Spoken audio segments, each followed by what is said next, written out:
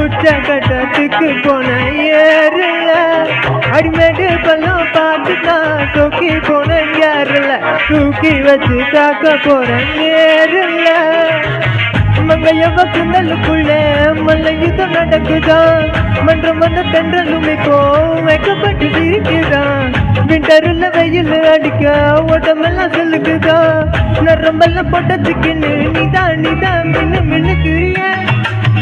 என்ன வழி மின்னலும் தெரிக்குது காலு ரெண்டும் பின்னு கிடக்குது 3 மணி முடிஞ்சும் அதுங்க கொஞ்சம் கிடக்குது